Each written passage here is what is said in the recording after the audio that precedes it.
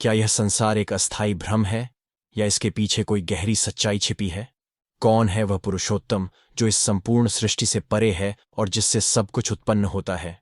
भगवद गीता के 15वें अध्याय पुरुषोत्तम योग में भगवान श्री कृष्ण एक अनोखी उपमा के माध्यम से इस संसार की गहरी वास्तविकता को प्रकट करते हैं। वे संसार को एक उल्टे वृक्ष के रूप में वर्णित करते हैं, जिसकी जड़ें ऊपर हैं और शाखाएं नीचे। यह अध्याय हमें सिखाता है कि इस संसार के मोह से ऊपर उठकर हम उस परम सत्य को कैसे प्राप्त कर सकते हैं जो हमें सच्ची मुक्ति और आनंद की ओर ले जाता है। इस अध्याय में श्री कृष्ण हमें बताते हैं कि कैसे आत्मा इस भौतिक संसार में उलझती है और कैसे कोई व्यक्ति स्वयं को इस बंधन से मुक्त कर सकता है। क्या आप इस रहस्य को समझने के लिए तैयार हैं? तो आइए इस दिव्य ज्ञान की यात्रा पर चलें और जानें कि पुरुषोत्तम योग हमारे जीवन को कैसे बदल सकता है। अब सुनते हैं पुरुषोत्तम योग। भगवान ने कहा जाता है कि एक शाश्वत अश्वत्थ वृक्ष है जिसकी जड़ें तो ऊपर की ओर हैं और शाखाएं नीचे की ओर तथा पत्तियां वैदिक स्तोत्र हैं। जो इस वृक्ष को जानता है वह वेदों का ज्ञाता है। तात्पर्य भक्तियोग की महत्ता की विवेचना के बाद यह पूछा जा सकता है, वेदों का क्या प्रयोजन है? इस अध्याय में बताया गया है कि वैदिक अध्ययन का प्रयोजन कृष्ण को समझना है। अतएव जो कृष्ण भावनामृत है, जो भक्ति में रत है, वह वेदों को पहले से जानता है। इस भौतिक जगत के बंधन की तुलना अश्वत्थ के वृक्ष से की गई है। जो व्यक्ति सकाम कर्मों में लगा है उसके लिए इस वृक्ष का कोई अंत नहीं है। वह एक शाखा से दूसरी में और दूसरी से तीसरी में घूमता रहता है। इस जगत रूपी वृक्ष का कोई अंत नहीं है और जो इस वृक्ष में आसक्त है उसकी मुक्ति की कोई संभावना नहीं है। वैदिक स्तोत्र जो आत्मोन्नति के लिए है वे ही इस वृक्ष के पत्ते हैं। इस वृक्ष की जड़ें ऊपर की ओर बढ़ती हैं क्योंकि वे इस ब्रह्मांड के सर्वोच्च लोक से प्रारंभ होती हैं जहां पर ब्रह्मा स्थित हैं। यदि कोई इस मोहरूपी अविनाशी वृक्ष को समझ लेता है तो वह इससे बाहर निकल सकता है। बाहर निकलने की इस विधि को जानना आवश्यक है। पिछले अध्यायों में बताया जा चुका है कि भवबंधन से निकलने की कई विधियां हैं। हम 13वें अध्याय तक यह देख चुके हैं कि भगवत भक्ति ही सर्वोत्कृष्ट विधि है। भक्ति का मूल सिद्धांत है भौतिक कार्यों से विरक्ति तथा भगवान की दिव्य सेवा में अनुरक्ति। इस अध्याय के प्रारंभ में संसार से आसक्ति तोड़ने की विधि का वर्णन हुआ है। इस संसार की जड़ें ऊपर को बढ़ती हैं। इसका अर्थ है कि ब्रह्मांड के सर्वोच्च लोक संपूर्ण भौतिक पदार्थ से यह प्रक्रिया शुरू होती है। वहीं से सारे ब्रह्मांड का विस्तार होता है जिसमें अनेक लोक उसकी शाखाओं के रूप में होते हैं। इसके फल जीवों के कर्मों के फल के अर्थात धर्म, अर्थ, काम तथा मोक्ष के द्योतक हैं। यद्यपि इस संसार में ऐसे वृक्ष का जिसकी शाखाएं नीचे की ओर हों और जड़ें ऊपर की ओर हों कोई अनुभव नहीं है, किंतु बात कुछ ऐसी ही है। ऐसा वृक्ष जलाशय के निकट पाया जा सकता है। हम देख सकते हैं जलाशय के तट पर उगे वृक्ष का प्रतिबिंब जल में पड़ता है तो उसकी जड़ें ऊपर तथा शाखाएं नीचे की ओर दिखती हैं। दूसरे शब्दों में यह जगत रूपी वृक्ष आध्यात्मिक जगत रूपी वास्तविक वृक्ष का प्रतिबिंब मात्र है। इस आध्यात्मिक जगत का प्रतिबिंब हमारी इच्छाओं में स्थित है। जिस प्रकार वृक्ष का प्रतिबिंब जल में रहता है, इच्छा ही इस प्रतिबिंबित भौतिक प्रकाश में वस्तुओं के स्थित होने का कारण है। जो व्यक्ति इस भौतिक जगत से बाहर निकलना चाहता है उसे वैश्लेषिक अध्ययन के माध्यम से इस वृक्ष को भली भांति जान लेना चाहिए। फिर वह इस वृक्ष से अपना संबंध विच्छेद कर सकता है। यह वृक्ष वास्तविक वृक्ष का प्रतिबिंब होने के कारण वास्तविक प्रतिरूप है। आध्यात्मिक जगत में सब कुछ है। ब्रह्म को निर्विशेषवादी इस भौतिक वृक्ष का मूल मानते हैं और सांख्य दर्शन के अनुसार इसी मूल से पहले प्रकृति, पुरुष और तब 3 गुण निकलते हैं और फिर 5 स्थूल तत्व, 5 महाभूत, फिर 10 इंद्रियां, दशेंद्रिय, मन आदि। इस प्रकार वे सारे संसार को 24 तत्वों में विभाजित करते हैं। यदि ब्रह्म समस्त अभिव्यक्तियों का केंद्र है तो एक प्रकार से यह भौतिक जगत 180 अंश गोलार्ध में है और दूसरे 180 अंश गोलार्ध में आध्यात्मिक जगत है। चूंकि यह भौतिक जगत उल्टा प्रतिबिंब है, अतः आध्यात्मिक जगत में भी इस प्रकार की विविधता होनी चाहिए। प्रकृति परमेश्वर की बहिरंगा शक्ति है और पुरुष साक्षात परमेश्वर है। इसकी व्याख्या भगवद गीता में हो चुकी है। चूंकि यह अभिव्यक्ति भौतिक है अतः क्षणिक है। प्रतिबिंब भी क्षणिक होता है क्योंकि कभी वह दिखता है और कभी नहीं दिखता, परंतु वह स्रोत जहां से यह प्रतिबिंब प्रतिबिंबित होता है शाश्वत है। वास्तविक वृक्ष के भौतिक प्रतिबिंब का विच्छेदन करना होता है। जब कोई कहता है कि अमुक व्यक्ति वेद जानता है तो इससे यह समझा जाता है कि वह इस जगत की आसक्ति से विच्छेद करना जानता है। यदि वह इस विधि को जानता है तो समझिए कि वह वास्तव में वेदों को जानता है। जो व्यक्ति वेदों के कर्मकांड द्वारा आकृष्ट होता है वह इस वृक्ष की सुंदर हरी पत्तियों से आकृष्ट होता है। वह वेदों के वास्तविक उद्देश्य को नहीं जानता। वेदों का उद्देश्य भगवान ने स्वयं प्रकट किया है और वह है इस प्रतिबिंबित वृक्ष को काटकर आध्यात्मिक जगत के वास्तविक वृक्ष को प्राप्त करना। इस वृक्ष की शाखाएं ऊपर तथा नीचे फैली हुई हैं और प्रकृति के 3 गुणों द्वारा पोषित हैं। इसकी टहनियां इंद्रिय विषय हैं। इस वृक्ष की जड़ें नीचे की ओर भी जाती हैं जो मानव समाज के काम कर्मों से बंधी हुई हैं। तात्पर्य, अश्वत्थ वृक्ष की यहां और भी व्याख्या की गई है। इसकी शाखाएं चतुर्दिक फैली हुई हैं। निचले भाग में जीवों की विभिन्न योनियाएं हैं यथा मनुष्य, पशु, घोड़े, गाय, कुत्ते, बिल्लियां आदि। ये सभी वृक्ष की शाखाओं के निचले भाग में स्थित हैं। लेकिन ऊपरी भाग में जीवों की उच्च योनियाएं हैं यथा देव, गंधर्व तथा अन्य बहुत सी उच्चतर योनियां। जिस प्रकार सामान्य वृक्ष का पोषण जल से होता है उसी प्रकार यह वृक्ष प्रकृति के 3 गुणों द्वारा पोषित है। कभी कभी हम देखते हैं कि जलाभाव से कोई कोई भूखंड वीरान हो जाता है तो कोई खंड लहलहाता है। इसी प्रकार जहां प्रकृति के किन्हीं विशेष गुणों का आनुपातिक आधिक्य होता है वहां उसी के अनुरूप जीवों की योनियां प्रकट होती हैं। वृक्ष की टहनियां इंद्रिय विषय हैं। विभिन्न गुणों के विकास से हम विभिन्न इंद्रिय विषयों का भोग करते हैं। शाखाओं के सिरे इंद्रियां हैं यथा कान, नाक, आंख आदि जो विभिन्न इंद्रिय विषयों के भोग से आसक्त हैं। टहनियां शब्द, रूप, स्पर्श आदि इंद्रिय विषय हैं। सहायक जड़ें राग तथा द्वेष हैं जो विभिन्न प्रकार के कष्ट तथा इंद्रिय भोग के विभिन्न रूप हैं। धर्म अधर्म की प्रवृत्तियां इन्हीं गौण जड़ों से उत्पन्न हुई मानी जाती हैं जो चारों दिशाओं में फैली हैं। वास्तविक जड़ तो ब्रह्मलोक में है किंतु अन्य जड़ें मर्त्यलोक में हैं। जब मनुष्य उच्च लोकों के पुण्य कर्मों का फल भोग चुकता है तो वह इस धरा पर उतरता है और उन्नति के लिए काम कर्मों का नवीनीकरण करता है। यह मनुष्य लोक कर्म क्षेत्र माना जाता है। इस वृक्ष के वास्तविक स्वरूप का अनुभव इस जगत में नहीं किया जा सकता। कोई भी नहीं समझ सकता कि इसका आदि कहाँ है, अंत कहाँ है या इसका आधार कहाँ है। लेकिन मनुष्य को चाहिए कि इस दृढ़ मूल वाले वृक्ष को विरक्ति के शस्त्र से काट गिराए। तत्पश्चात उसे ऐसे स्थान की खोज करनी चाहिए जहां जाकर लौटना न पड़े और जहां उस भगवान की शरण ग्रहण कर ली जाए जिससे अनादिकाल से प्रत्येक का सूत्रपात तथा विस्तार होता आया है। तात्पर्य, अब यह स्पष्ट कर दिया गया है कि इस अश्वत्थ वृक्ष के वास्तविक स्वरूप को इस भौतिक जगत में नहीं समझा जा सकता। चूंकि इसकी जड़ें ऊपर की ओर हैं अतः वास्तविक वृक्ष का विस्तार विरुद्ध दिशा में होता है। जब वृक्ष के भौतिक विस्तार में कोई फंस जाता है तो उसे न तो यह पता चल पाता है कि यह कितनी दूरी तक फैला है और न वह इस वृक्ष के शुभारंभ को ही देख पाता है। फिर भी मनुष्य को कारण की खोज करनी ही होती है। मैं अमुक पिता का पुत्र हूं जो अमुक का पुत्र है आदि। इस प्रकार अनुसंधान करने से मनुष्य को ब्रह्मा प्राप्त होते हैं जिन्हें गर्भोदक्षाई विष्णु ने उत्पन्न किया। इस प्रकार अंततः भगवान तक पहुंचा जा सकता है जहां सारी गवेषणा का अंत हो जाता है। मनुष्य को इस वृक्ष के उद्गम परमेश्वर की खोज ऐसे व्यक्तियों की संगति द्वारा करनी होती है जिन्हें उस परमेश्वर का ज्ञान प्राप्त है। इस प्रकार ज्ञान से मनुष्य धीरे धीरे वास्तविकता के इस छद्म प्रतिबिंब से विलग हो जाता है और संबंध विच्छेद होने पर वह वास्तव में मूल वृक्ष में स्थित हो जाता है। इस प्रसंग में असंग शब्द अत्यंत महत्वपूर्ण है क्योंकि विषय भोग की आसक्ति तथा भौतिक प्रकृति पर प्रभुता अत्यंत प्रबल होती है। अतएव प्रामाणिक शास्त्रों पर आधारित आत्मज्ञान की विवेचना द्वारा विरक्ति सीखनी चाहिए और ज्ञानी पुरुषों से श्रवण करना चाहिए। भक्तों की संगति में रहकर ऐसी विवेचना से भगवान की प्राप्ति होती है। तब सर्वप्रथम जो करणीय है वह है भगवान की शरण ग्रहण करना। यहां पर उस स्थान पद का वर्णन किया गया है जहां जाकर मनुष्य इस छद्म प्रतिबिंबित वृक्ष में कभी वापस नहीं लौटता।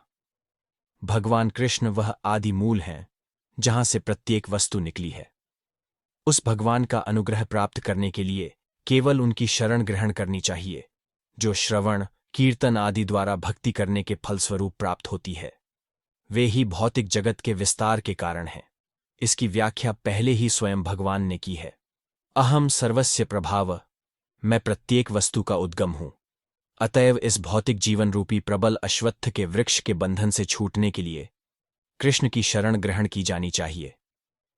कृष्ण की शरण ग्रहण करते ही मनुष्य स्वतः इस भौतिक विस्तार से विलग हो जाता है।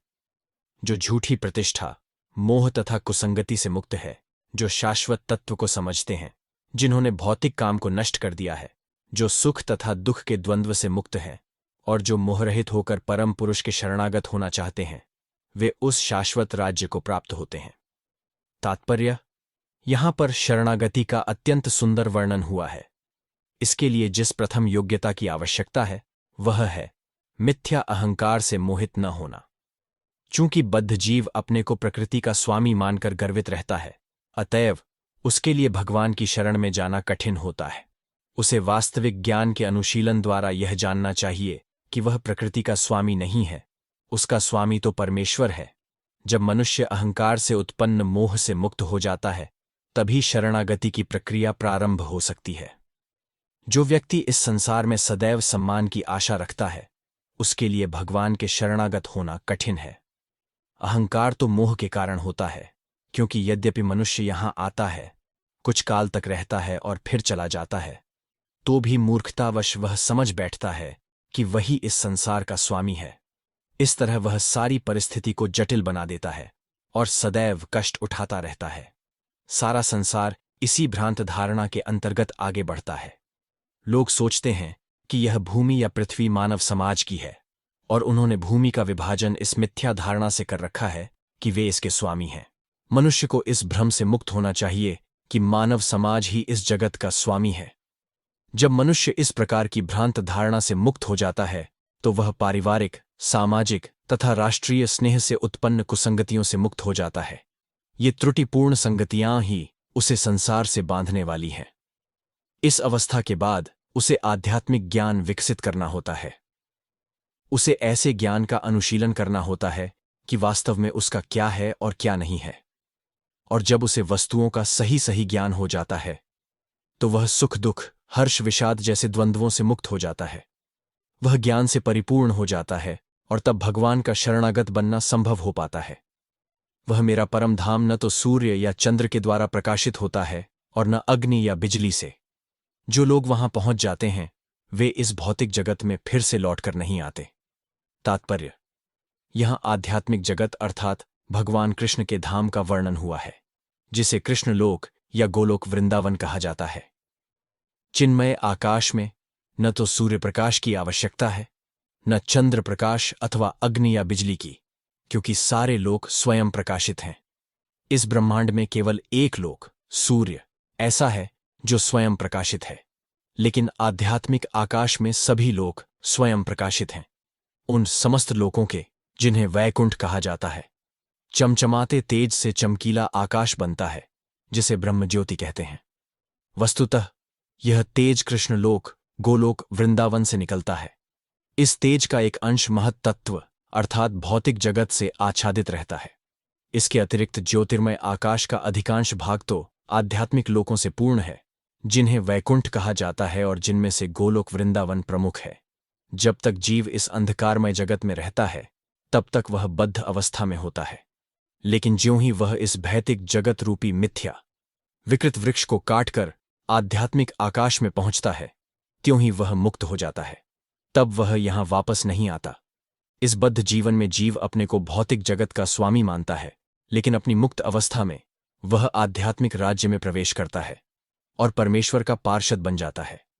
वहां पर वह सच्चिदानंदमय जीवन बिताता है। इस सूचना से मनुष्य को मुग्ध हो जाना चाहिए।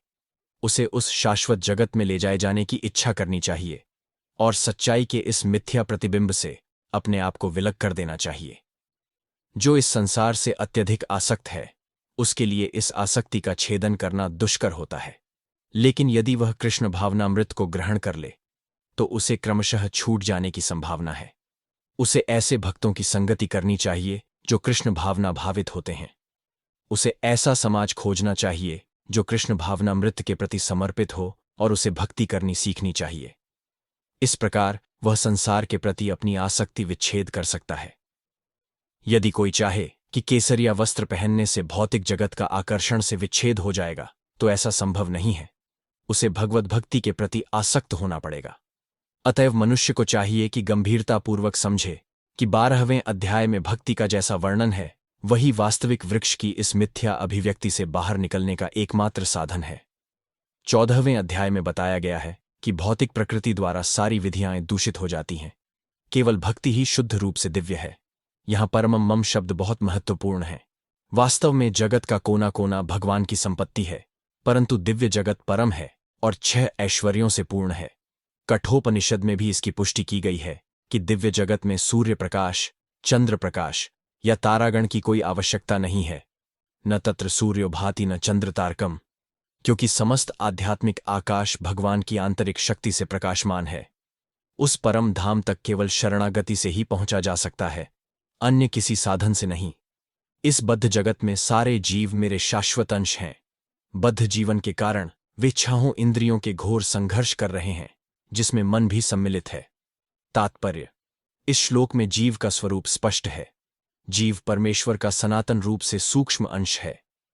ऐसा नहीं है कि बद्ध जीवन में वह एक व्यष्टित्व धारण करता है और मुक्त अवस्था में वह परमेश्वर से एकाकार हो जाता है।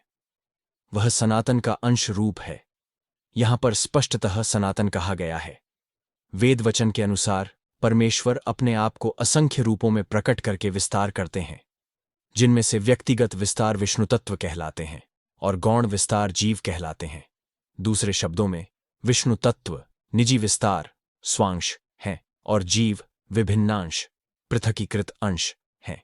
अपने स्वांश द्वारा वे भगवान राम, नृसिंह देव, विष्णु मूर्ति तथा वैकुंठ लोक के प्रधान देवों के रूप में प्रकट होते हैं। विभिन्नांश अर्थात जीव सनातन सेवक होते हैं। स्वांश सदैव विद्यमान रहते हैं। इसी प्रकार जीवों के विभिन्नांशों के अपने स्वरूप होते हैं। परमेश्वर के विभिन्नांश होने के कारण जीवों में भी उनके आंशिक गुण पाए जाते हैं, जिनमें से स्वतंत्रता एक है। प्रत्येक जीव का आत्मा रूप में अपना व्यष्टित्व और सूक्ष्म स्वातंत्र्य होता है। इसी स्वातंत्र्य के दुरुपयोग से जीव बद्ध बनता है और उसके सही उपयोग से वह मुक्त बनता है। दोनों ही अवस्थाओं में वह भगवान के समान ही सनातन होता है। मुक्त अवस्था में वह इस भौतिक अवस्था से मुक्त रहता है और भगवान के दिव्य सेवा में निरत रहता है। बद्ध जीवन में प्रकृति के गुणों द्वारा अभिभूत होकर वह भगवान की दिव्य प्रेमा भक्ति को भूल जाता है। फलस्वरूप उसे अपनी स्थिति बनाए रखने के लिए इस संसार में अत्यधिक संघर्ष करना पड़ता है। न केवल मनुष्य तथा कुत्ते बिल्ली जैसे जीव, अपितु इस भौतिक जगत के बड़े बड़े नियंता यथा ब्रह्मा, शिव तथा विष्णु तक परमेश्वर के अंश हैं। ये सभी सनातन अभिव्यक्तियां हैं, क्षणिक नहीं। कर्षति संघर्ष करना शब्द अत्यंत सार्थक है। बद्ध जीव मानो लौह श्रृंखलाओं से बंधा हो। वह मिथ्या अहंकार से बंधा रहता है और मन मुख्य कारण है जो उसे इस भवसागर की ओर धकेलता है। जब मन सतोगुण में रहता है तो उसके कार्यकलाप अच्छे होते हैं। जब रजोगुण में रहता है तो उसके कार्यकलाप कष्टकारक होते हैं, और जब वह तमोगुण में होता है तो वह जीवन की निम्न योनियों में चला जाता है। लेकिन इस श्लोक से यह स्पष्ट है कि बद्ध जीव मन तथा इंद्रियों समेत भौतिक शरीर से आवृत्त है, और जब वह मुक्त हो जाता है तो यह भौतिक आवरण नष्ट हो जाता है, लेकिन उसका आध्यात्मिक शरीर अपने व्यष्टि रूप में प्रकट होता है। माध्यान्दिनायन श्रुति में यह सूचना प्राप्त है, एस व एष ब्रह्मनिष्ठ इदम शरीरम मर्त्यमतिसृज्य ब्रह्माभिसंपद्य ब्रह्मणा पश्यति ब्रह्मणा शृणोति ब्रह्मणैवेदम सर्वमनुभवति। यहां यह बताया गया है कि जब जीव अपने इस भौतिक शरीर को त्यागता है और आध्यात्मिक जगत में प्रवेश करता है तो उसे पुनः आध्यात्मिक शरीर प्राप्त होता है, जिससे वह भगवान का साक्षात्कार कर सकता है। यह उनसे आमने सामने बोल सकता है और सुन सकता है तथा जिस रूप में भगवान है उन्हें समझ सकता है। स्मृति से भी यह ज्ञात होता है, वसन्ति यत्र पुरुषाः सर्वे वैकुंठ मूर्तयः। वैकुंठ में सारे जीव भगवान जैसे शरीरों में रहते हैं। जहां तक शारीरिक बनावट का प्रश्न है, अंशरूप जीवों तथा विष्णु मूर्ति के विस्तारों अंशों में कोई अंतर नहीं होता। दूसरे शब्दों में, भगवान की कृपा से मुक्त होने पर जीव को आध्यात्मिक शरीर प्राप्त होता है। ममैवांश शब्द भी अत्यंत सार्थक है, जिसका अर्थ है भगवान के अंश। भगवान का अंश ऐसा नहीं होता जैसे किसी पदार्थ का टूटा खंड, अंश। हम द्वितीय अध्याय में देख चुके हैं कि आत्मा के खंड नहीं किए जा सकते। इस खंड की भौतिक दृष्टि से अनुभूति नहीं हो पाती। यह पदार्थ की भांति नहीं है जिसे चाहो तो कितने ही खंड कर दो और उन्हें पुनः जोड़ दो। ऐसी विचारधारा यहां पर लागू नहीं होती, क्योंकि संस्कृत के सनातन शब्द का प्रयोग हुआ है। विभिन्नांश सनातन है। द्वितीय अध्याय के प्रारंभ में यह भी कहा गया है कि प्रत्येक व्यक्ति के शरीर में भगवान का अंश विद्यमान है, देहिनोऽस्मिन्यथा देहे। वह अंश जब शारीरिक बंधन से मुक्त हो जाता है तो आध्यात्मिक आकाश में वैकुंठ लोक में अपना आदि आध्यात्मिक शरीर प्राप्त कर लेता है, जिससे वह भगवान की संगति का लाभ उठाता है। किंतु ऐसा समझा जाता है कि जीव भगवान का अंश होने के कारण गुणात्मक दृष्टि से भगवान के ही समान है, जिस प्रकार स्वर्ण के अंश भी स्वर्ण होते हैं। इस संसार में जीव अपनी देहात्म बुद्धि को एक शरीर से दूसरे में उसी तरह ले जाता है जिस प्रकार वायु सुगंधि को ले जाता है। इस प्रकार वह एक शरीर धारण करता है और फिर इसे त्याग कर दूसरा शरीर धारण करता है। तात्पर्य: यहां पर जीव को ईश्वर अर्थात अपने शरीर का नियामक कहा गया है। यदि वह चाहे तो अपने शरीर को त्याग कर उच्चतर योनि में जा सकता है। इस विषय में उसे थोड़ी स्वतंत्रता प्राप्त है। शरीर में जो परिवर्तन होता है वह उस पर निर्भर करता है। मृत्यु के समय वह जैसी चेतना बनाए रखता है वही उसे दूसरे शरीर तक ले जाती है। यदि वह कुत्ते या बिल्ली जैसी चेतना बनाता है तो उसे कुत्ते या बिल्ली का शरीर प्राप्त होता है। यदि वह अपनी चेतना दैवी गुणों में स्थित करता है तो उसे देवता का स्वरूप प्राप्त होता है। और यदि वह कृष्ण भावनामृत में होता है तो वह आध्यात्मिक जगत में कृष्ण लोक को जाता है, जहां उसका सान्निध्य कृष्ण से होता है। यह दावा मिथ्या है कि इस शरीर के नाश होने पर सब कुछ समाप्त हो जाता है। आत्मा एक शरीर से दूसरे शरीर में देहांतरण करता है और वर्तमान शरीर तथा वर्तमान कार्यकलाप ही अगले शरीर का आधार बनते हैं। कर्म के अनुसार भिन्न शरीर प्राप्त होता है और समय आने पर यह शरीर त्यागना होता है। यहां यह कहा गया है कि सूक्ष्म शरीर जो अगले शरीर का बीज वहन करता है, अगले जीवन में दूसरा शरीर निर्माण करता है। एक शरीर से दूसरे शरीर में देहांतरण की प्रक्रिया तथा शरीर में रहते हुए संघर्ष करने को कर्षति अर्थात जीवन संघर्ष कहते हैं। इस प्रकार दूसरा स्थूल शरीर धारण करके जीव विशेष प्रकार का कान, आंख, जीभ, नाक तथा स्पर्श इंद्रिय, त्वचा प्राप्त करता है, जो मन के चारों ओर संपुंजित है। इस प्रकार वह इंद्रिय विषयों के एक विशिष्ट समुच्चय का भोग करता है। तात्पर्य: दूसरे शब्दों में, यदि जीव अपनी चेतना को कुत्तों तथा बिल्लियों के गुणों जैसा बना देता है तो उसे अगले जन्म में कुत्ते या बिल्ली का शरीर प्राप्त होता है, जिसका वह भोग करता है। चेतना मूलतः जल के समान विमल होती है, लेकिन यदि हम जल में रंग मिला देते हैं तो उसका रंग बदल जाता है। इसी प्रकार चेतना भी शुद्ध है, क्योंकि आत्मा शुद्ध है, लेकिन भौतिक गुणों की संगति के अनुसार चेतना बदलती जाती है।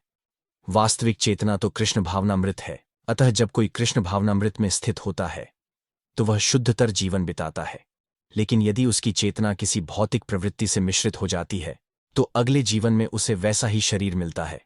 यह आवश्यक नहीं है कि उसे पुनः मनुष्य शरीर प्राप्त हो। वह कुत्ता, बिल्ली, सूकर, देवता या 84 लाख योनियों में से कोई भी रूप प्राप्त कर सकता है। मूर्ख न तो समझ पाते हैं कि जीव किस प्रकार अपना शरीर त्याग सकता है, न ही वे यह समझ पाते हैं कि प्रकृति के गुणों के अधीन वह किस तरह के शरीर का भोग करता है। लेकिन जिसकी आंखें ज्ञान से प्रशिक्षित होती हैं वह यह सब देख सकता है। तात्पर्य: ज्ञान चक्षुषः शब्द अत्यंत महत्वपूर्ण है। बिना ज्ञान के कोई न तो यह समझ सकता है कि जीव इस शरीर को किस प्रकार त्यागता है, न ही यह कि वह अगले जीवन में कैसा शरीर धारण करने जा रहा है, अथवा यह कि वह विशेष प्रकार के शरीर में क्यों रह रहा है। इसके लिए पर्याप्त ज्ञान की आवश्यकता होती है, जिसे प्रमाणिक गुरु से भगवद गीता तथा अन्य ऐसे ही ग्रंथों को सुनकर समझा जा सकता है। जो इन बातों को समझने के लिए प्रशिक्षित है वह भाग्यशाली है। प्रत्येक जीव किन्हीं परिस्थितियों में शरीर त्यागता है, जीवित रहता है और प्रकृति के अधीन होकर भोग करता है। फलस्वरूप वह इंद्रिय भोग के भ्रम में नाना प्रकार के सुख दुख सहता रहता है। ऐसे व्यक्ति जो काम तथा इच्छा के कारण निरंतर मूर्ख बनते रहते हैं, अपने शरीर परिवर्तन तथा विशेष शरीर में अपने वास को समझने की सारी शक्ति खो बैठते हैं। वे इसे नहीं समझ सकते, किंतु जिन्हें आध्यात्मिक ज्ञान हो चुका है वे देखते हैं कि आत्मा शरीर से भिन्न है और यह अपना शरीर बदलकर विभिन्न प्रकार से भोगता रहता है। ऐसे ज्ञान से युक्त व्यक्ति समझ सकता है कि इस संसार में बद्ध जीव किस प्रकार कष्ट भोग रहे हैं। अतएव जो लोग कृष्ण भावनामृत में अत्यधिक आगे बढ़े हुए हैं, वे इस ज्ञान को सामान्य लोगों तक पहुंचाने में प्रयत्नशील रहते हैं, क्योंकि उनका बद्ध जीवन अत्यंत कष्टप्रद रहता है। उन्हें इसमें से निकलकर कृष्ण भावनामृत होकर आध्यात्मिक लोक में जाने के लिए अपने को मुक्त करना चाहिए। आत्म साक्षात्कार को प्राप्त प्रयत्नशील योगीजन यह स्पष्ट रूप से देख सकते हैं, लेकिन जिनके मन विकसित नहीं है और जो आत्म साक्षात्कार को प्राप्त नहीं है, वे प्रयत्न करके भी यह नहीं देख पाते कि क्या हो रहा है। तात्पर्य: अनेक योगी आत्म साक्षात्कार के पथ पर होते हैं, लेकिन जो आत्म साक्षात्कार को प्राप्त नहीं है वह यह नहीं देख पाता कि जीव के शरीर में कैसे कैसे परिवर्तन हो रहा है। इस प्रसंग में योगिनः शब्द महत्वपूर्ण है। आजकल ऐसे अनेक तथाकथित योगी हैं और योगियों के तथाकथित संगठन हैं, लेकिन आत्म साक्षात्कार के मामले में वे शून्य हैं। वे केवल कुछ आसनों में व्यस्त रहते हैं और यदि उनका शरीर सुगठित तथा स्वस्थ हो गया तो वे संतुष्ट हो जाते हैं। उन्हें इसके अतिरिक्त कोई जानकारी नहीं रहती। वे यतन्तोप्यकृतात्मानः कहलाते हैं। यद्यपि वे तथाकथित योग पद्धति का प्रयास करते हैं, लेकिन वे स्वरूप सिद्ध नहीं हो पाते। ऐसे व्यक्ति आत्मा के देहांतरण को नहीं समझ सकते। केवल वे ही ये सभी बातें समझ पाते हैं जो सचमुच योग पद्धति में रमते हैं और जिन्हें आत्मा, जगत तथा परमेश्वर की अनुभूति हो चुकी है। दूसरे शब्दों में, जो भक्ति योगी हैं वे ही समझ सकते हैं कि किस प्रकार से सब कुछ घटित होता है। सूर्य का तेज जो सारे विश्व के अंधकार को दूर करता है, मुझसे ही निकलता है। चंद्रमा तथा अग्नि के तेज भी मुझसे उत्पन्न है। तात्पर्य: अज्ञानी मनुष्य यह नहीं समझ पाता कि यह सब कुछ कैसे घटित होता है, लेकिन भगवान ने यहां पर जो कुछ बतलाया है उसे समझकर ज्ञान प्राप्त किया जा सकता है। प्रत्येक व्यक्ति सूर्य, चंद्रमा, अग्नि तथा बिजली देखता है। उसे यह समझने का प्रयास करना चाहिए कि चाहे सूर्य का तेज हो या चंद्रमा, अग्नि अथवा बिजली का तेज, ये सब भगवान से ही उद्भूत हैं। कृष्ण भावनामृत का प्रारंभ इस भौतिक जगत में बद्ध जीव को उन्नति करने के लिए काफी अवसर प्रदान करता है। जीव मूलतः परमेश्वर के अंश हैं और भगवान यहां पर इंगित कर रहे हैं कि जीव किस प्रकार भगवत धाम को प्राप्त कर सकते हैं। इस श्लोक से हम यह समझ सकते हैं कि सूर्य संपूर्ण सौर मंडल को प्रकाशित कर रहा है। ब्रह्मांड अनेक हैं और सौर मंडल भी अनेक हैं। सूर्य, चंद्रमा तथा लोक भी अनेक हैं, लेकिन प्रत्येक ब्रह्मांड में केवल एक सूर्य है। भगवद गीता में कहा गया है कि चंद्रमा भी एक नक्षत्र है। नक्षत्राणामहं शशि। सूर्य का प्रकाश परमेश्वर के आध्यात्मिक आकाश में आध्यात्मिक तेज के कारण है। सूर्योदय के साथ ही मनुष्य के कार्यकलाप प्रारंभ हो जाते हैं। वे भोजन पकाने के लिए अग्नि जलाते हैं और फैक्ट्रियां चलाने के लिए भी अग्नि जलाते हैं। अग्नि की सहायता से अनेक कार्य किए जाते हैं। अतएव सूर्योदय, अग्नि तथा चंद्रमा की चांदनी जीवों को अत्यंत सुहावने लगते हैं। उनकी सहायता के बिना कोई जीव नहीं रह सकता। अतएव यदि मनुष्य यह जान ले कि सूर्य, चंद्रमा तथा अग्नि का प्रकाश या तेज भगवान कृष्ण से उद्भूत हो रहा है, तो उसमें कृष्ण भावनामृत का सूत्रपात हो जाता है। चंद्रमा के प्रकाश से सारी वनस्पतियां पोषित होती हैं। चंद्रमा का प्रकाश इतना आनंदप्रद है कि लोग सरलता से समझ सकते हैं कि वे भगवान कृष्ण की कृपा से ही जी रहे हैं। उनकी कृपा के बिना न तो सूर्य होगा, न चंद्रमा, न अग्नि, और सूर्य, चंद्रमा तथा अग्नि के बिना हमारा जीवित रहना असंभव है। बद्ध जीव में कृष्ण भावनामृत जगाने वाले ये ही कतिपय विचार हैं। मैं प्रत्येक लोक में प्रवेश करता हूं और मेरी शक्ति से सारे लोग अपनी कक्षा में स्थित रहते हैं। मैं चंद्रमा बनकर समस्त वनस्पतियों को जीवन रस प्रदान करता हूं। तात्पर्य: ऐसा ज्ञात है कि सारे लोग केवल भगवान की शक्ति से वायु में तैर रहे हैं। भगवान प्रत्येक अणु, प्रत्येक लोक, तथा प्रत्येक जीव में प्रवेश करते हैं। इसकी विवेचना ब्रह्म संहिता में की गई है। उसमें कहा गया है, परमेश्वर का एक अंश परमात्मा लोकों में, ब्रह्मांड में, जीव में तथा अणु तक में प्रवेश करता है। अतएव उनके प्रवेश करने से प्रत्येक वस्तु ठीक से दिखती है। जब आत्मा होता है तो जीवित मनुष्य पानी में तैर सकता है, लेकिन जब जीवित स्फुलिंग इस देह से निकल जाता है और शरीर मृत हो जाता है तो शरीर डूब जाता है। निस्संदेह सड़ने के बाद यह शरीर तिनके तथा अन्य वस्तुओं के समान तैरता है, लेकिन मरने के तुरंत बाद शरीर पानी में डूब जाता है। इसी प्रकार ये सारे लोक का शून्य में तैर रहे हैं, और यह सब उनमें भगवान की परम शक्ति के प्रवेश के कारण है। उनकी शक्ति प्रत्येक लोक को उसी तरह थामे रहती है जिस प्रकार धूल को मुट्ठी में बंद रहने पर धूल के गिरने का भय नहीं रहता, लेकिन ज्यों ही धूल को वायु में फेंक दिया जाता है वह नीचे गिर पड़ती है। इसी प्रकार ये सारे लोक जो वायु में तैर रहे हैं वास्तव में भगवान के विराट रूप की मुट्ठी में बंधे हैं। उनके बल तथा शक्ति से सारी चर तथा अचर वस्तुएं अपने अपने स्थानों पर टिकी हैं। वैदिक मंत्रों में कहा गया है कि भगवान के कारण सूर्य चमकता है और सारे लोक लगातार घूमते रहते हैं। यदि ऐसा उनके कारण न हो तो सारे लोक वायु में धूल के समान बिखर कर नष्ट हो जाए। इसी प्रकार से भगवान के ही कारण चंद्रमा समस्त वनस्पतियों का पोषण करता है। चंद्रमा के प्रभाव से सब्जियां सुस्वादु बनती हैं। वास्तव में मानव समाज भगवान की कृपा से काम करता है, सुख से रहता है और भोजन का आनंद लेता है, अन्यथा मनुष्य जीवित न रहता। रसात्मकः शब्द अत्यंत महत्वपूर्ण है। प्रत्येक वस्तु चंद्रमा के प्रभाव से परमेश्वर के द्वारा स्वादिष्ट बनती है। मैं समस्त जीवों के शरीरों में पाचन अग्नि वैश्वानर हूं, और मैं श्वास प्रश्वास प्राण वायु में रहकर 4 प्रकार के अन्नों को पचाता हूं। तात्पर्य, आयुर्वेद शास्त्र के अनुसार आमाशय पेट में अग्नि होती है जो वहां पहुंचे भोजन को पचाती है। जब यह अग्नि प्रज्वलित नहीं रहती तो भूख नहीं जगती, और जब यह अग्नि ठीक रहती है तो भूख लगती है। कभी कभी जब अग्नि मंद हो जाती है तो उपचार की आवश्यकता होती है। जो भी हो, यह अग्नि भगवान का प्रतिनिधि स्वरूप है। वैदिक मंत्रों से भी पुष्टि होती है कि परमेश्वर या ब्रह्म अग्नि रूप में आमाशय के भीतर स्थित है और समस्त प्रकार के अन्न को पचाते हैं। अयम अग्निर्वैश्वानरो यो यमंतः पुरुषे यनेदमन्नम पच्यते। चूंकि भगवान सभी प्रकार के अन्नों के पाचन में सहायक होते हैं, अतएव जीव भोजन करने के मामले में स्वतंत्र नहीं है। जब तक परमेश्वर पाचन में सहायता नहीं करते तब तक खाने की कोई संभावना नहीं है। इस प्रकार भगवान ही अन्न को उत्पन्न करते और वे ही पचाते हैं, और उनकी ही कृपा से हम जीवन का आनंद उठाते हैं। वेदांत सूत्र में भी इसकी पुष्टि हुई है। शब्दादिभ्योंतः प्रतिष्ठानाच्च।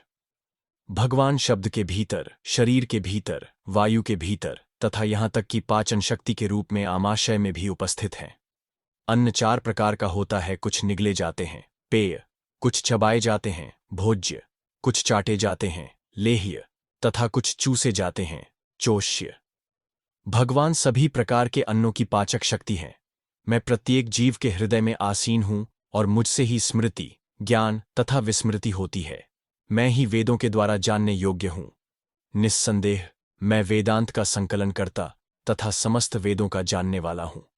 तात्पर्य, परमेश्वर परमात्मा रूप में प्रत्येक जीव के हृदय में स्थित हैं और उन्हीं के कारण सारे कर्म प्रेरित होते हैं।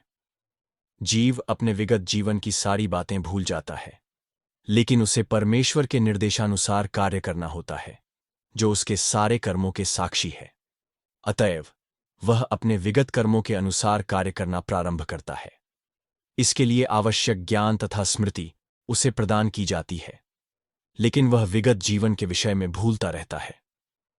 इस प्रकार भगवान न केवल सर्वव्यापी हैं, अपितु वे प्रत्येक हृदय में अंतर्यामी भी हैं। वे विभिन्न कर्मफल प्रदान करने वाले हैं। वे न केवल निराकार ब्रह्म तथा अंतर्यामी परमात्मा के रूप में पूजनीय हैं, अपितु वे वेदों के अवतार के रूप में भी पूजनीय हैं। वेद लोगों को सही दिशा बताते हैं, जिससे वे समुचित ढंग से अपना जीवन ढाल सकें और भगवान के धाम को वापस जा सकें। वेद भगवान कृष्ण विषयक ज्ञान प्रदान करते हैं और अपने अवतार व्यासदेव के रूप में कृष्ण ही वेदांत सूत्र के संकलन करता है। व्यासदेव द्वारा श्रीमद्भागवत के रूप में किया गया वेदांत सूत्र का भाष्य वेदांत सूत्र की वास्तविक सूचना प्रदान करता है। भगवान इतने पूर्ण हैं कि बद्ध जीवों के उद्धार हेतु वे उसके अन्न के प्रदाता एवं पाचक हैं, उसके कार्यकलापों के साक्षी हैं तथा वेदों के रूप में ज्ञान के प्रदाता हैं। वे भगवान श्री कृष्ण के रूप में भगवद गीता के शिक्षक हैं। वे बद्ध जीव द्वारा पूज्य हैं। इस प्रकार ईश्वर सर्वकल्याणप्रद तथा सर्वदयामय हैं। अंतः प्रविष्टः शास्ता जनानाम। जीव ज्यों ही अपने इस शरीर को छोड़ता है, इसे भूल जाता है, लेकिन परमेश्वर द्वारा प्रेरित होने पर वह फिर से काम करने लगता है। यद्यपि जीव भूल जाता है, लेकिन भगवान उसे बुद्धि प्रदान करते हैं, जिससे वह अपने पूर्व जन्म के अपूर्ण कार्य को फिर से करने लगता है। अतएव जीव अपने हृदय में स्थित परमेश्वर के आदेशानुसार इस जगत में सुख या दुख का केवल भोग ही नहीं करता है, अपितु उनसे वेद समझने का अवसर भी प्राप्त करता है। यदि कोई ठीक से वैदिक ज्ञान पाना चाहे तो कृष्ण उसे आवश्यक बुद्धि प्रदान करते हैं। वे किस लिए वैदिक ज्ञान प्रस्तुत करते हैं? इसलिए कि जीव को कृष्ण को समझने की आवश्यकता है। इसकी पुष्टि वैदिक साहित्य से होती है। योसो सर्वैर्वेदैगीयते। चारों वेदों, वेदांत सूत्र तथा उपनिषदों एवं पुराणों समेत सारे वैदिक साहित्य में परमेश्वर की कीर्ति का गान है। उन्हें वैदिक अनुष्ठानों द्वारा, वैदिक दर्शन की व्याख्या द्वारा तथा भगवान की भक्तिमय पूजा द्वारा प्राप्त किया जा सकता है। अतएव वेदों का उद्देश्य कृष्ण को समझना है। वेद हमें निर्देश देते हैं जिससे कृष्ण को जाना जा सकता है और उनकी अनुभूति की जा सकती है। भगवान ही चरम लक्ष्य है। वेदांत सूत्र में इसकी पुष्टि इन शब्दों में हुई है, तत्तु समन्वयात्। मनुष्य 3 अवस्थाओं में सिद्धि प्राप्त करता है। वैदिक साहित्य के ज्ञान से भगवान के साथ अपने संबंध को समझा जा सकता है, विभिन्न विधियों को संपन्न करके उन तक पहुंचा जा सकता है और अंत में उस परम लक्ष्य श्री भगवान की प्राप्ति की जा सकती है। इस श्लोक में वेदों के प्रयोजन, वेदों के ज्ञान तथा वेदों के लक्ष्य को स्पष्टतः परिभाषित किया गया है। जीव 2 प्रकार हैं, च्युत तथा अच्युत। भौतिक जगत में प्रत्येक जीव च्युत क्षर होता है और आध्यात्मिक जगत में प्रत्येक जीव अच्युत कहलाता है। तात्पर्य, जैसा कि पहले बताया जा चुका है, भगवान ने अपने व्यासदेव अवतार में ब्रह्मसूत्र का संकलन किया। भगवान ने यहाँ पर वेदांत सूत्र की विषय वस्तु का सार संक्षेप दिया है। उनका कहना है कि जीव जिनकी संख्या अनंत है 2 श्रेणियों में विभाजित किए जा सकते हैं, च्युत क्षर तथा अच्युत अक्षर। जीव भगवान के सनातन पृथक्कीकृत अंश, विभिन्नांश हैं। जब उनका संसर्ग भौतिक जगत से होता है तो वे जीवभूत कहलाते हैं। यहां पर क्षरः सर्वाणि भूतानि पद प्रयुक्त हुआ है, जिसका अर्थ है कि जीव च्युत हैं। लेकिन जो जीव परमेश्वर से एकत्व स्थापित कर लेते हैं वे अच्युत कहलाते हैं। एकत्व का अर्थ यह नहीं है कि उनकी अपनी निजी सत्ता नहीं है, बल्कि यह कि दोनों में भिन्नता नहीं है। वे सब सृजन के प्रयोजन को मानते हैं। निस्संदेह आध्यात्मिक जगत में सृजन जैसी कोई वस्तु नहीं है, लेकिन चूंकि जैसा कि वेदांत सूत्र में कहा गया है, भगवान समस्त उद्भवों के स्रोत हैं, अतएव यहां पर इस विचारधारा की व्याख्या की गई है। भगवान श्री कृष्ण के कथानुसार जीवों की 2 श्रेणियां हैं। वेदों में इसके प्रमाण मिलते हैं, अतएव इसमें संदेह करने का प्रश्न ही नहीं उठता। इस संसार में संघर्षरत सारे जीव मन तथा 5 इंद्रियों से युक्त शरीर वाले हैं जो परिवर्तनशील हैं। जब तक जीव बद्ध है तब तक उसका शरीर पदार्थ के संसर्ग से बदलता रहता है। चूंकि पदार्थ बदलता रहता है इसलिए जीव बदलते प्रतीत होते हैं। लेकिन आध्यात्मिक जगत में शरीर पदार्थ से नहीं बना होता, अतएव उसमें परिवर्तन नहीं होता। भौतिक जगत में जीव 6 परिवर्तनों से गुजरता है: जन्म, वृद्धि, अस्तित्व, प्रजनन, क्षय तथा विनाश। ये भौतिक शरीर के परिवर्तन हैं। लेकिन आध्यात्मिक जगत में शरीर परिवर्तन नहीं होता। वहां न जरा है, न जन्म और न मृत्यु। वे सब एक अवस्था में रहते हैं। क्षरः सर्वाणि भूतानि। जो भी जीव आदि जीव ब्रह्मा से लेकर क्षुद्र चींटी तक भौतिक प्रकृति के संसर्ग में आता है वह अपना शरीर बदलता है। अतएव ये सब क्षर या च्युत हैं। किंतु आध्यात्मिक जगत में वे मुक्त जीव सदा एकावस्था में रहते हैं। इन दोनों के अतिरिक्त एक परम पुरुष परमात्मा है जो साक्षात अविनाशी है और जो तीनों लोकों में प्रवेश करके उनका पालन कर रहा है। तात्पर्य: इस श्लोक का भाव कठोपनिषद तथा श्वेताश्वतरूपनिषद में अत्यंत सुंदर ढंग से व्यक्त हुआ है। वहां यह कहा गया है कि असंख्य जीवों के नियंता, जिनमें से कुछ बद्ध हैं और कुछ मुक्त हैं, एक परम पुरुष है जो परमात्मा है। उपनिषद का श्लोक इस प्रकार है: नित्यो नित्यानाम चेतनश्चेतनानाम। सारांश यह है कि बद्ध तथा मुक्त दोनों प्रकार के जीवों में से एक परम पुरुष भगवान है, जो उन सब का पालन करता है और उन्हें कर्मों के अनुसार भोग की सुविधा प्रदान करता है। वह भगवान परमात्मा रूप में सबके हृदय में स्थित है। जो बुद्धिमान व्यक्ति उन्हें समझ सकता है, वही पूर्ण शांति लाभ कर सकता है, अन्य कोई नहीं। चूंकि मैं क्षर तथा अक्षर दोनों के परे हूं और चूंकि मैं सर्वश्रेष्ठ हूं, अतएव मैं इस जगत में तथा वेदों में परम पुरुष के रूप में विख्यात हूं। तात्पर्य: भगवान कृष्ण से बढ़कर कोई नहीं है, न बद्ध जीव न मुक्त जीव, अतएव वे पुरुषोत्तम हैं। अब यह स्पष्ट हो चुका है कि जीव तथा भगवान व्यष्टि हैं। अंतर इतना है कि जीव चाहे बद्ध अवस्था में रहे या मुक्त अवस्था में, वह शक्ति में भगवान की अकल्पनीय शक्तियों से बढ़कर नहीं हो सकता। यह सोचना गलत है कि भगवान तथा जीव समान स्तर पर हैं या सब प्रकार से एक समान हैं। इनके व्यक्तित्वों में सदैव श्रेष्ठता तथा निम्नता बनी रहती है। उत्तम शब्द अत्यंत सार्थक है।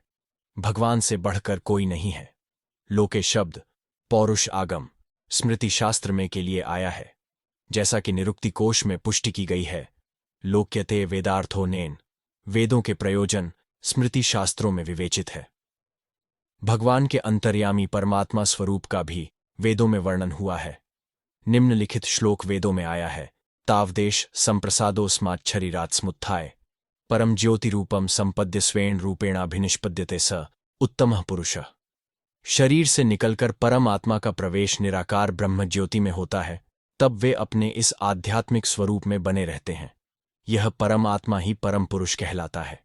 इसका अर्थ यह हुआ कि परम पुरुष अपना आध्यात्मिक तेज प्रकट करते तथा प्रसारित करते रहते हैं, और यही चरम प्रकाश है। उस परम पुरुष का एक स्वरूप है अंतर्यामी परमात्मा।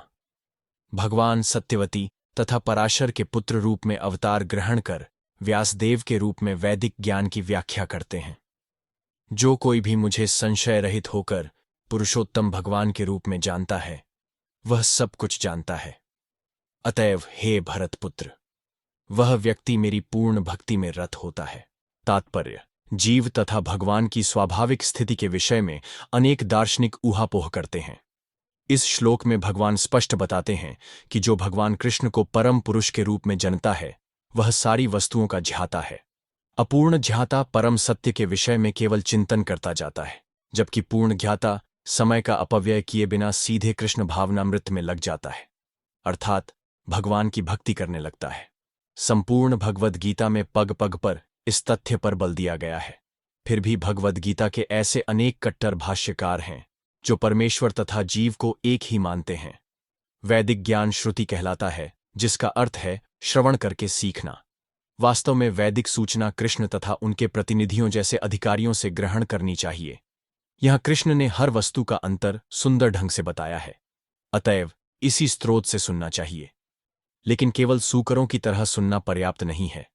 मनुष्य को चाहिए कि अधिकारियों से समझे। ऐसा नहीं कि केवल शुष्क चिंतन ही करता रहे। मनुष्य को विनीत भाव से भगवद गीता से सुनना चाहिए कि सारे जीव भगवान के अधीन हैं। जो भी इसे समझ लेता है, वही श्री कृष्ण के कथनानुसार वेदों के प्रयोजन को समझता है, अन्य कोई नहीं समझता। भजती शब्द अत्यंत सार्थक है। कई स्थानों पर भजती का संबंध भगवान की सेवा के अर्थ में व्यक्त हुआ है। यदि कोई व्यक्ति पूर्ण कृष्ण भावनामृत में रत है, अर्थात भगवान की भक्ति करता है, तो यह समझना चाहिए कि उसने सारे वैदिक ज्ञान समझ लिया है। वैष्णव परंपरा में यह कहा जाता है कि यदि कोई कृष्ण भक्ति में लगा रहता है, तो उसे भगवान को जानने के लिए किसी अन्य आध्यात्मिक विधि की आवश्यकता नहीं रहती। भगवान की भक्ति करने के कारण वह पहले से लक्ष्य तक पहुंचा रहता है। वह ज्ञान की समस्त प्रारंभिक विधियों को पार कर चुका होता है। लेकिन यदि कोई लाखों जन्मों तक चिंतन करने पर भी इस लक्ष्य पर नहीं पहुंच पाता कि श्री कृष्ण ही भगवान हैं और उनकी ही शरण ग्रहण करनी चाहिए, तो उसका अनेक जन्मों का चिंतन व्यर्थ जाता है। हे अनघ, यह वैदिक शास्त्रों का सर्वाधिक गुप्त अंश है जिसे मैंने अब प्रकट किया है। जो कोई इसे समझता है वह बुद्धिमान हो जाएगा और उसके प्रयास पूर्ण होंगे। तात्पर्य भगवान ने यह स्पष्ट किया है कि यही सारे शास्त्रों का सार है और भगवान ने इसे जिस रूप में कहा है उसे उसी रूप में समझा जाना चाहिए। इस तरह मनुष्य बुद्धिमान तथा दिव्य ज्ञान में पूर्ण हो जाएगा। दूसरे शब्दों में, भगवान के इस दर्शन को समझने तथा उनकी दिव्य सेवा में प्रवृत्त होने से प्रत्येक व्यक्ति प्रकृति के गुणों के समस्त कल्मश से मुक्त हो सकता है। भक्ति आध्यात्मिक ज्ञान की एक विधि है। जहां भी भक्ति होती है वहां भौतिक कल्मश नहीं रह सकता। भगवत भक्ति तथा स्वयं भगवान एक हैं, क्योंकि दोनों आध्यात्मिक हैं। भक्ति परमेश्वर की अंतरंगा शक्ति के भीतर होती है। भगवान सूर्य के समान हैं और अज्ञान अंधकार है। जहां सूर्य विद्यमान है वहां अंधकार का प्रश्न ही नहीं उठता। अतएव जब भी प्रामाणिक गुरु के मार्गदर्शन के अंतर्गत भक्ति की जाती है तो अज्ञान का प्रश्न ही नहीं उठता। प्रत्येक व्यक्ति को चाहिए कि इस कृष्ण भावनामृत को ग्रहण करे और बुद्धिमान तथा शुद्ध बनने के लिए भक्ति करे। जब तक कोई कृष्ण को इस प्रकार नहीं समझता और भक्ति में प्रवृत्त नहीं होता, तब तक सामान्य मनुष्य की दृष्टि में कोई कितना बुद्धिमान क्यों न हो, वह पूर्णतया बुद्धिमान नहीं है। जिस अनघ शब्द से अर्जुन को संबोधित किया गया है वह सार्थक है। अनघ अर्थात हे निष्पाप का अर्थ है कि जब तक मनुष्य पाप कर्मों से मुक्त नहीं हो जाता तब तक कृष्ण को समझ पाना कठिन है। उसे समस्त कल्मश, समस्त पाप कर्मों से मुक्त होना होता है, तभी वह समझ सकता है। लेकिन भक्ति इतनी शुद्ध तथा शक्तिमान होती है कि एक बार भक्ति में प्रवृत्त होने पर मनुष्य स्वतः निष्पाप हो जाता है। शुद्ध भक्तों की संगति में रहकर पूर्ण कृष्ण भावनामृत में भक्ति करते हुए कुछ बातों को बिल्कुल ही दूर कर देना चाहिए। सबसे महत्वपूर्ण बात जिस पर विजय पानी है वह है हृदय की दुर्बलता। पहला पतन प्रकृति पर प्रभुत्व जताने की इच्छा के कारण होता है। इस तरह मनुष्य भगवान की दिव्य प्रेमा भक्ति को त्याग देता है। दूसरी हृदय की दुर्बलता है कि जब कोई अधिकाधिक प्रभुत्व जताने की इच्छा करता है तो वह भौतिक पदार्थ के स्वामित्व के प्रति आसक्त हो जाता है। इस संसार की सारी समस्याएं इन्हीं हृदय की दुर्बलताओं के कारण हैं। इस अध्याय के प्रथम 5 श्लोकों में हृदय की इन्हीं दुर्बलताओं से अपने को मुक्त करने की विधि का वर्णन हुआ है और 6ठे श्लोक से अंतिम श्लोक तक पुरुषोत्तम योग की विवेचना हुई है। इस प्रकार श्रीमद् भगवद गीता के 15वें अध्याय पुरुषोत्तम योग का भक्ति वेदांत तात्पर्य पूरा हुआ।